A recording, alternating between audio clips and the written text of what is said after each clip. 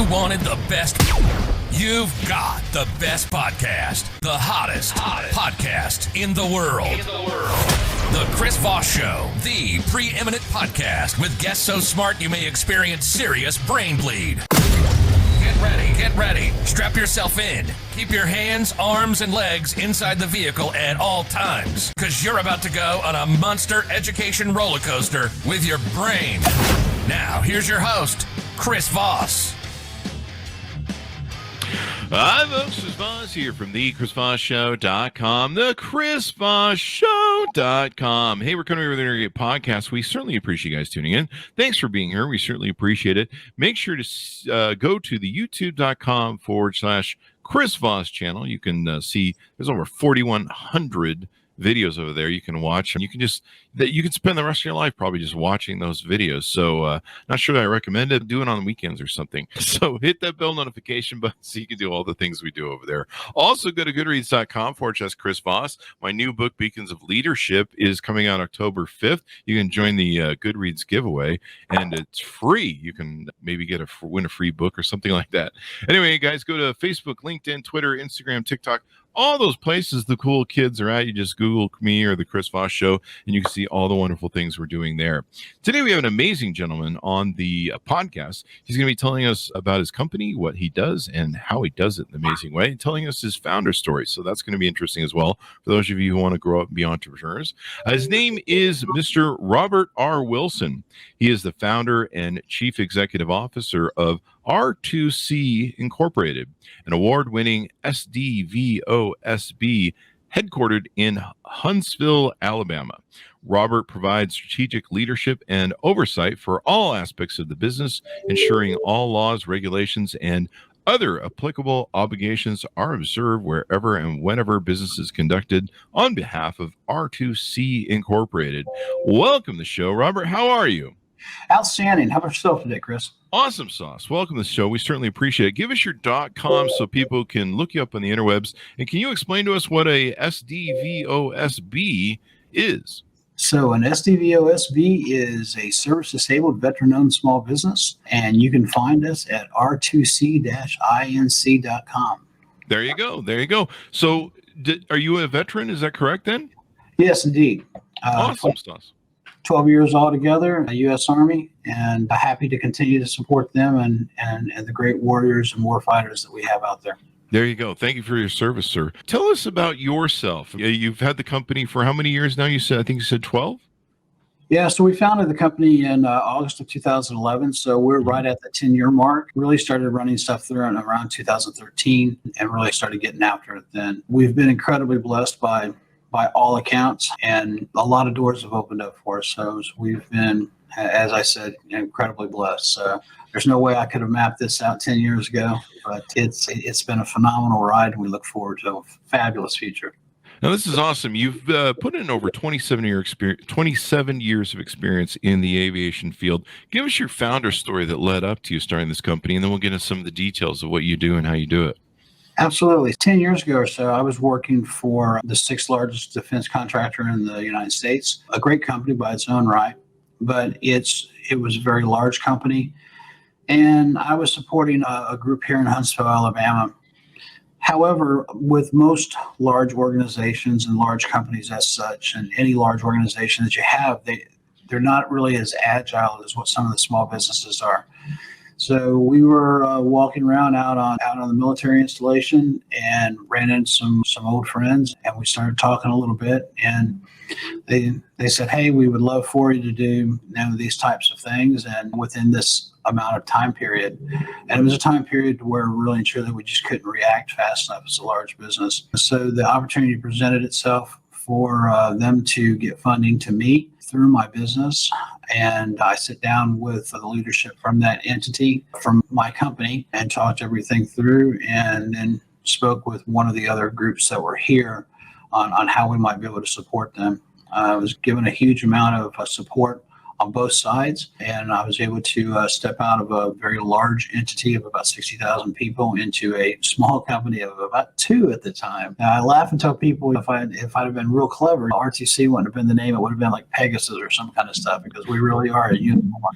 You've heard about us, but you've never really seen us. We were a zero-cost startup, which is incredibly odd in this. That is really unique to take and do, especially with the low overhead. What you said, it makes you unicorn. In what ways are you guys really unicorn-like and special in your guys' unique service that you? The whole concept of being a zero-cost startup company in the defense industry is, again, people have heard about it, but they've never really seen it. And you get to a point to where you're eating to hunt, and you live and survive on the task order that you find today for the next couple months, and then you go forward from there. Mm-hmm. And again, incredibly blessed we have been. It has been a trek, one thing after another. So we started with a small series of task orders, ranging from the first one, which was about $80,000, and then going on, and we would get orders from $20,000 to 30 to 40, 100, until we really and truly received our first larger order, which was a little bit over. And that allowed us to grow and develop as a company as well. Prior to that, everybody was just working out of wherever they could. Mm-hmm. So do you help you? There's some customers here that you have. I've heard of a couple of these. Let's see, the CIA, heard of them, the United States Army, Corps of Engineers, the Department of the Army. Yeah, I've heard of these guys. Department of the Air Force, Department of the Navy, Marine Corps, the Marine Simplify, Department of Transportation and Justice, and the U.S. Coast Guard. And it looks like you won a lot of awards as well. So are these largely your customers serving the U.S. government? Do you work in private industry at all? We're 100% focused on federal business and federal government. Mm-hmm. So we answer a lot of the obsolescence needs. For instance, take the United States Army. The Army has helicopters floating around that are over 70 years old. Obviously, those helicopters aren't using the same technologies they did back in 1960, back in the 1950s. They're having to be constantly and consistently updated. And with every update that you have, then you also engineering diagrams that have to be updated. You have maintenance logs and other things and books and so on and so forth that must be updated. So that's really a niche for us, and really how we got started and how we got off the ground quickly. That's awesome. This is really cool. You guys won a lot of awards. Inc. 5000 for 3 years. Inc. Best Workplaces in 2018. Inc. Best Workplaces 2020 honoree. Inc. 5000 in 2021. Some city awards in 2021. Lots of great awards that you guys have had in here. Congratulations. What do you attribute your success in winning these awards and, of course, serving the military and our government? The ability to work together with our government is what's really important. It is, we've taken a group of folks and we formed a group of people, and the company in and of itself, right now we've got close to 100 people that are working in 6 different states. But everyone has the same ideas and ideals where it comes to working together with our government customer. It is so important. So think of it from this perspective. We just went through the COVID pandemic, and we're coming out the other side of it. And honestly speaking, there's been some great things that have happened there. We got to see what happens when the government and industry really work together, come around the table, identify what the problem is, and look for solution sets in order to find it. So we went from, hey, there's a pandemic, and hey, there's this dangerous stuff that's out here. We put the right people on the industry side together, the right people on the government side together. We get everybody around the table, and we come up with great ideas. And you came up with Moderna, Johnson, and Pfizer all coming up with vaccines, and the ability to then get those out to the populace and so on. Think about that. That is a minor miracle. But when government and industry work together, a lot of things can happen, and a lot of great things do. And that's precisely the approach that we take. We work from the industry side, work with our government customer to find those solution sets and find the answers to their problems. Once upon a time, somebody said, almost any problem can be identified and a solution can be found if no one really is concerned about who gets the credit. And we're 100% all over that. That's awesome. That's awesome. What do you see the future of? I don't know if you guys if the Afghanistan operation was something that kept you guys, had a lot of business coming in, or what the future of American defense is now that we've pulled out of Afghanistan. Do you see what type of future do you see the U.S. government being in the military, whether it's serving our local thing, or of course we have ships and everything around the world cruising around. What do you see the future of your business in that field for? I think somebody recently said in the news that we we're facing, no enemy and no ongoing conflicts right now for the first time in 29 years, which may or may not be true. I'm not 100% sure on that. But, China, excuse me. Yeah. Sorry, I had a cough there. But if I can tell you this, regardless of what anyone wants to say, the only way that we can continue to lead the world, and I would point out the world is a much better place is that by having that strong defense and having a capable military that is standing and ready to go. That's just always been the case. It's not really a political thing. It's really more human nature than it is anything else. So when that deterrent is there and we can lead in the world, I think the world is a better and a safer place. And we at R2C play a small part in that by making sure that the readiness and the sustainment for soldiers, sailors, Marine, and airmen are there, and they can continue to use the items and the elements they need in order to prosecute the mission and ensure that our way of life is protected. There you go. A good defense is a good offense. I think it used to be said defense wins championships, right? So yeah, that's true. Is that still true? I don't know. I don't know. I think it is in the NFL. Is that true? You guys are is the Crimson Tide down there? Is that acceptable to say on this channel? Yeah. So as far as the collegiate world goes, you've got the Crimson Tide down here, and you've got the Auburn Tigers. It's typically one or the other for everybody in Alabama, it seems. So yeah, I'm not originally from here, so I'm originally from Chicago, and I'm a Bears fan. Oh, Bears, the Bears, the Bears. Yeah. Yeah, there you go. The Bears. I remember I fortunately grew up in the Ditka days. What a coach, what a dude. So if we can get that guy back, I'm a Raiders fan. I'm forever screwed. Yeah, the 70s, man.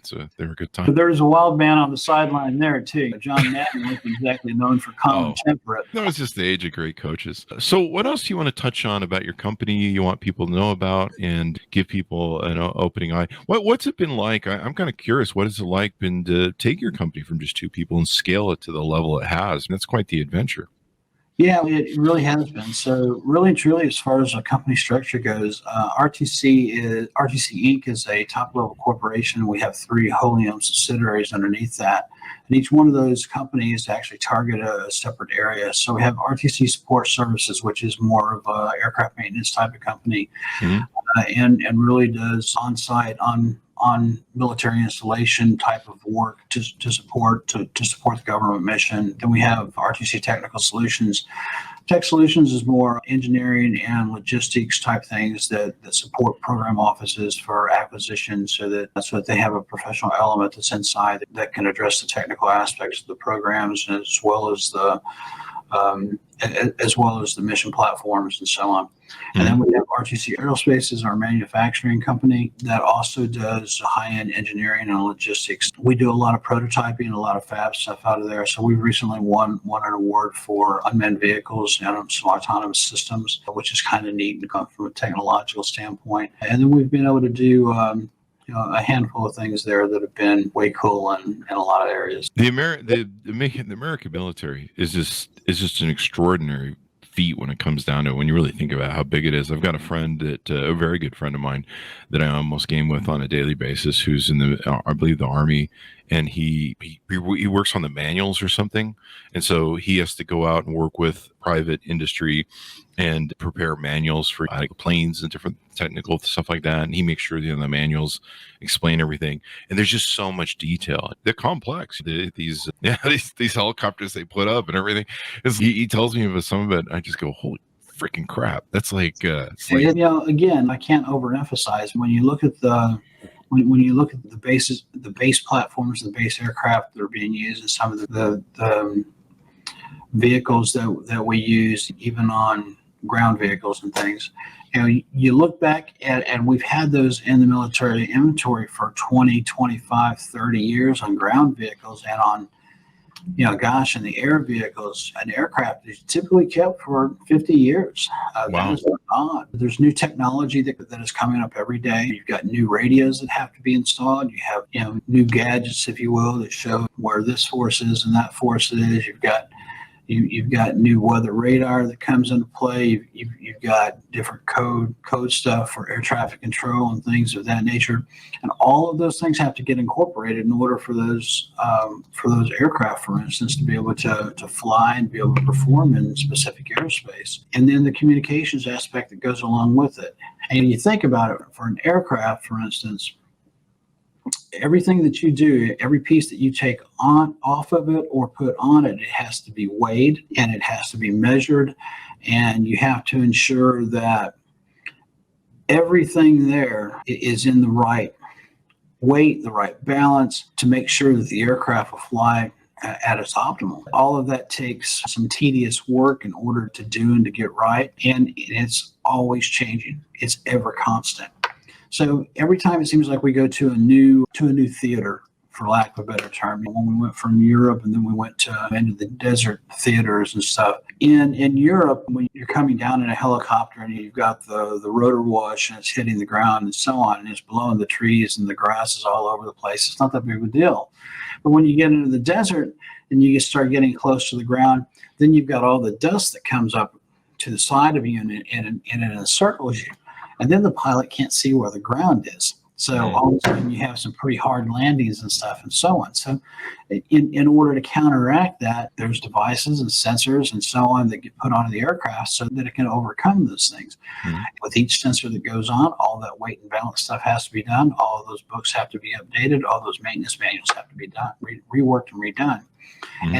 And in all cases, you don't have contractors on the battlefield that can actually repair and maintain those pieces of equipment. In some areas, you have to be able to teach the warfighter how to repair their own stuff. And when that gets in, then you really have to get very detailed and very precise on what has to be done and how it has to be done in order for it to work. And I'll bet sand makes a great thing for machinery and hydraulics. Oh, yeah. Absolutely. I can't imagine. Yeah, you think about the size of the military and the logistics of what it takes to have all the different warships and naval officers, military people all around the world, all the different things that they're doing on any given day. When I lived in Vegas, before COVID, we would have I lived up in the Northwest, and so we'd have the Nellis Air Force Base, the Raptors and stuff going overhead, and you just see the activity of the base in the flights that would go over and take place. It was just extraordinary, and you're just like, they're busy, they're doing stuff. Yeah, the more you sweat and train, the less you bleed in warfare, right? That's interesting. I never heard that. That makes sense. You've got to train, and you've got to train to a standard that allows you to be effective.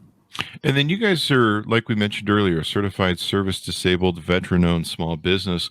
Do you guys mostly hire people that have come out of the military, or are they usually private citizens, or how does? We have a huge veteran populace within our company, and while I won't say there's a massive preference of veterans, we love the idea of having veterans working in our company and working in positions that allow them to use that experience and leverage that experience and understanding of what our warfighters go through on a daily basis in order to improve our products and our services, and ultimately the lives of those warfighters that have come after them. It's a big deal. It really is. Yeah, and I think it's an important deal. We've had people on the show and discussions about supporting veterans, and it's sad in this country that there's a lot of veterans that fall through the cracks and stuff. You look at some people that end up in the homeless thing, and a lot of them are doing different things like housing or trying to support or retrain or help veterans, and it's so important that there's that sort of thing there. And I imagine the asset and the investment that we put into them as U.S. government in having them be in the military, having them come out of it, and then be able to advise and use that experience is just completely invaluable. Yeah, Chris, every person who's ever went through basic training and then went on to permanent party and lived a life inside the military, specifically on active duty, but even just during those short periods for reservists and for National Guardsmen, for instance, every single one of them has learned to come through adversity.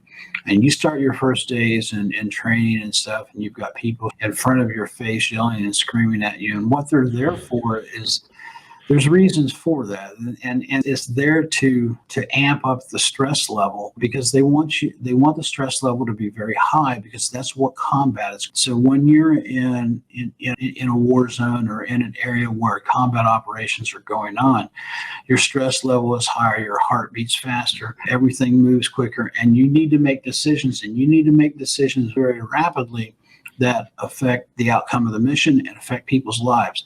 So they want to induce that stress level so that you can learn to handle it, learn to think, learn to make decisions under that stress, and so on. So that's huge just in and of itself. But there's some basic things too. Every one of those folks that comes through that type of training, what they really understand better than anything else is they understand how to get up, suit up, show up, and continue the mission. And that is huge. It really is. There's not another organization that we have in the United States of America that teaches and stresses those simple things, plus the leadership and the ability to follow orders and follow rules and so on, as much as what the U.S. military does. It's a phenomenal institution. And I think a lot of our community doesn't give them as much value. I feel sometimes like they do. I think in military communities, they understand the value and what it does. But I think sometimes people are a little bit dismissive of not necessarily the military, but what the U.S. government does. All those big government, whatever. Yeah. And they don't really realize how important it is and how valuable it is to our country, the safety of it, the security. Like a lot of people take their security for granted. They're like, I don't know, nothing's going on right now. No one's bombing us. I drive down the road and do my job every day. But it's because of that defense posture.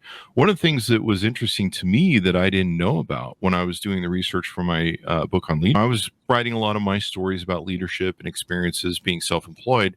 And my friends in the military turned me on to the concept of what's called in the military, I guess, be, know, do, the be, know, do model of leadership. Mm-hmm. And I got into that and really in depth. And one of the things that I talked about in my book was this ability to be the type of leader that can inspire people to move mountains, to go to the next level. And I really started getting into the depth of what the military does, where you follow leadership in the military to a point that your life is on the line and you're willing to give that for your country and freedom and the rest of us that sit around eating Cheetos all day watching TV. And the extraordinary amount of leadership and inspiration that goes into that is quite amazing. And I'll probably be writing in some future books or documenting some future manuals the be, know, do concept. But I was really blown away by it turned into like a whole thing that I just got into how the military works. And it's quite extraordinary. It is indeed. Again, leadership is stressed from the very first days that you get in. You get to see up close what a lot of that is. And you develop relationships and bonds through military service that it's impossible to actually sit here and describe to someone who's never really and truly had the opportunity or had the blessing to go through that. Those bonds that become developed when you place your life in someone's hands and they place theirs in yours, there's nothing like that. There really isn't. There's nothing else in the world like that. And that's a bond that once you have it, you might not see each other for 7-10 years, and the next time you do, you pick it right up, and it's incredible. It really is. And I've had friends that have struggled when they come home from tours of duty. They've struggled because they miss that bond, the brotherhood, that having someone know your back, even though they're in the firing line of danger, just having that brotherhood. And that they'll tell me that I really miss that. So it's good that they're businesses like you that can support them and help them and employ them possibly so that they can still be in that field or family or brotherhood that they had in their military. Yeah, the other thing that the military gives in a lot of ways, and this is one of those transition elements that, honestly speaking, we've just got to get a little bit better at. Right now in the United States, we're over one veteran committing suicide every day, and that's a horrible concept in and of itself. But knowing and understanding that these folks have went through so much, defended us, defended our country, our way of life, and given so much, and then come back and can't find a way to translate that experience and those experiences to a fulfilling life it's a horrible thing. So we need to strive on how to help them transition and how to make that transition a little bit better. Now, I think a lot of it comes from you're given so much responsibility when you're in the military. Yeah. At such a young age and at such even the low levels, even into, it's not uncommon for a 19, 20-year-old young soldier to have responsibility for millions of dollars worth of equipment. That really is not unheard of at all. In fact, it's quite commonplace. You're seeing soldiers and sailors get out at 22 to 26 years old, and all of a sudden they're going back into society where they don't have that opportunity for that responsibility, and they just don't have the opportunities that open back up to them. And it's, quite frankly, it's a terrible thing. A lot of them lose faith very rapidly. So I would agree. And as I got into this whole section of the be, know, do and leadership concept that's taught in the military, a lot of people that are in the military are taught to be leaders, like you say. They're and the resources that they have availability to them when they come into civilian life is these people are leaders. They trained under this thing. They know how to work together, team building. I have so many different, with all my companies, especially when we had very large companies with 100 plus people, team building was the hardest thing. Getting people to get along, build teams and work together. Bob does this and Joe does that. And you're just like, oh my God. And I think from one of the studies we saw or one of the conversations we had, the research, people that come out of the military are great for teams. They're great for leadership. They understand concepts. They understand working hard. One of my friends who's at the gym, he's training right now for, the Ranger program? Or no, Green Beret program. Mm-hmm. And so he's at the gym with his 60-pound rugger pack, rucksack. And he's in the morning, he's up hiking with it. And the training that they have is far different than some guy who just, pushes papers and pencils around or like I do. And honestly speaking, that's the physical side of it. The mental side is what really gets a whole lot of people. Mm-hmm. Again, specifically Special Forces and Ranger School are similar in some ways. Ranger School is going to take someone and they're going to, in essence, wipe them out, physically, and then ask them to do different squad level orientation tasks and stuff and so on and so forth, and to make decisions that, again, this is a training that specifically tries to mirror as close as possible, because there's no way to truly mirror combat, but amp up the stress level to a very high degree, and then make sure that you make decisions. And it's not just the decisions of the leader, it's the decisions of the followers as well. And there's a trust element that's there. When Special Forces, your Special Forces training is a little bit different as well. In the very beginning, they're going to really push you hard physically and stuff and so on and so forth. But then on the other side of that, there's a mental aspect of that. There's foreign languages that get taught and everything else and so on that also become part of what's there as far as your basic stuff goes. And then there's all the explosives you got to learn, the weapons, the medical aspects, and everything else. That's the conversation I've usually had with him. I'm like, that sounds like a lot of physical work. And he goes, no, Chris, a lot of it's mental. Like a lot of it's in the head. And to have that ability, the endurance and the thought process, to me, those make great employees. So why wouldn't you want to have them? I think there was a study or something we came across that the military folks that have come out of the services are just great employees. And you find a lot of them in that was what it was. You find a lot of them in leadership positions, using the government or running their own companies like yourself, but they're really primed for leadership. And so much of corporate America or private industry is looking for leaders. And they're really, I think, maybe an untapped source. I agree with you 100%. I have said that if there's anything that comes out of 29 years of warfare within our country and our country, quote unquote, being at war, think about one of the greatest things. And one of the greatest things are the men and women who come out of the U.S. forces. And again, the development of those people, and doesn't matter at what rank structure, those people all transition into the civilian workforce at some level at some time, whether it's entrepreneurs or employees or whatever. Some of them that go back in and support the U.S. government again as DoD civilians or something along those lines. But again, it's incredible it's an incredible source. And as you said, a wealth of knowledge and experience that is something that everyone should look to tap into. Definitely. So what do you see the future of you and your company doing here as we... We're poised right now to make a quantum leap. We've worked really hard for the past 8 years to put us in a position to where we can grow and grow rapidly. And don't misunderstand what I mean. We have been, again, incredibly blessed. I know I keep continuing to say that, but we really have been. And we've been on the Inc. 5000, America's fastest growing companies, for 5 consecutive years, which is a phenomenal feat in and of itself, which only 2% of the companies that ever show up on the Inc. 5000 ever make. But having said that, we're in an area right now where we can potentially look at triple digit growth over the course of the next 2 to 3 years. And we're very excited about it. So we're right around 100 people right now. And we think we could be as much as 1,000 people within the next 36 to 48 months, which obviously is an incredible amount of growth. And so we're excited about it. We're poised. We've scaled the staff and so on to where we need to be, and we're looking forward to make that quantum leap.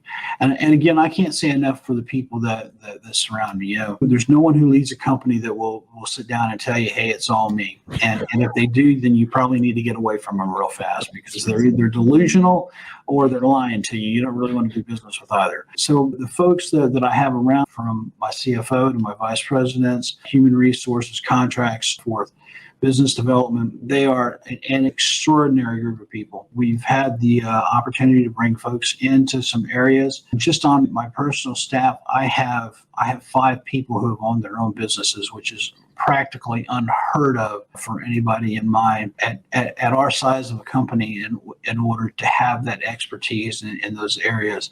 And then again, our people are really and truly what make the difference. They are all about taking care of the mission and making sure that it gets done so that they can support America's warfighters wherever they're found in the world. And that's huge. It's attitude that sets the altitude, and we have been put in a place to where we can really soar. I'm going to write that down. Attitude that sets the altitude. I love that. That's the first time I've heard that. That's brilliant. Any other tips you want to share for entrepreneurs or people to be successful in business before we go out? From my aspect, at any given point that you're willing to put yourself out there and you are willing to do the hard work necessary, and I really and truly mean that. The hours are long, and it's about choice. And we have those choices. We're so incredibly fortunate and blessed in this country to have those choices. It doesn't matter where you come from, who you are, what you do. There is an avenue for you to get wherever you truly want to go in this country. That's one of the great blessings of the United States of America.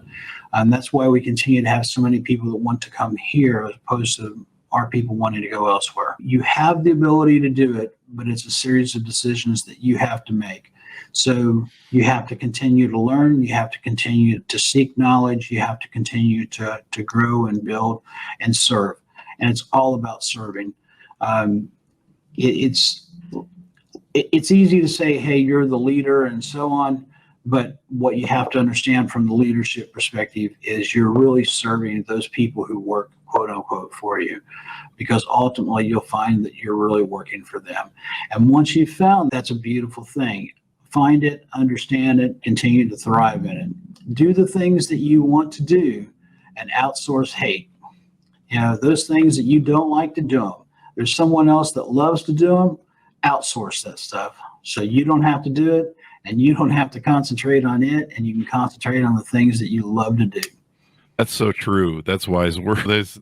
I love being the visionary of my company. I love being the captain of the ship and being the guy that at the end you've got to make it work.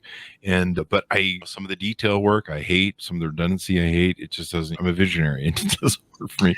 So No. yeah, outsourcing that to other people is important. Absolutely, I fully understand. We have so many regulations when we're doing federal government type of work that we have to comply with, and that we have to ensure that It's very precise. So when we first started out and they said, all right, what accounting system are you using? I said, man, that's something I really don't want to mess with. So I went out, I found a CPA and I found someone who set up our books and set everything up for us and so on. And I outsourced that to that organization.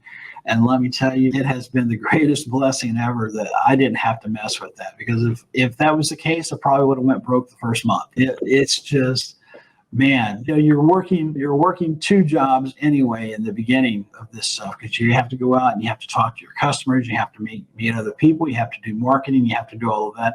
And then once you get through with all of it, then you go home. After you've worked that for 10 hours, you go home and then you work the next 8 hours just to figure out how to compile all of that, bring it all together and put it into something that is actually your deliverable. It is huge. You get through those 16, 18-hour days, and that's one thing. And then you have to go in and do all those other things that you hate. Let me tell you, it will drag on you fast. So outsource the hate, outsource it early, get rid of it, and get it out of your life. Because it's outsource the hate. I love it. That should be a T-shirt. So there you go. Absolutely. If you hate done it, you probably don't need it. Exactly. Do what you love, get rid of that other junk, and then move forward. And the other thing that I would say as far as advice, keep calm and carry on, because most things do work out, and they do work out for the best. As life shoots those torpedoes at you and takes those shots at you, slow down a little bit and learn to go slow so that you can go fast. I know it starts sounding like some character from Cars and stuff. Seriously, you got to slow down just a little bit so you can really speed up. Keep calm and carry on. Isn't that a Churchill British thing from World War II? There's a reason for these axioms, especially in the military. Yeah. They work. Absolutely. When the bullets start flying, just remember to duck. Ducking is important from time to time. You don't always need to be sticking your head out there. That's for darn sure. Absolutely. Well, it's been wonderful and insightful, Robert, to share your company with us and your knowledge and experience and everything else. As we go out, give us your plug so people can look you guys up, find out more about you on the internet. Again, we are at R2C-inc.com, and we support America's warfighter around the world. There you go. And thank you for your service. You've been a wonderful guest and very intriguing. Thank you so much for having us. Can't say thank you much. Thank you. You, do a great Robert. job with what you do, so keep it up, and we'll be looking for that book. All right. Sounds good, Robert. Thank you very much, sir. And thanks to my audience for tuning in. Go to youtube.com/Chris Voss. Hit the bell notification button. You can go to goodreads.com/Chris Voss. See everything we're reading and reviewing in our book over there. And also go to TikTok, Facebook, LinkedIn, Twitter. There's like 1 billion groups that we have of the show that you can go see and involve with some of the communities we have there. Thanks for tuning in. Be good to each other. And we'll see you guys next time.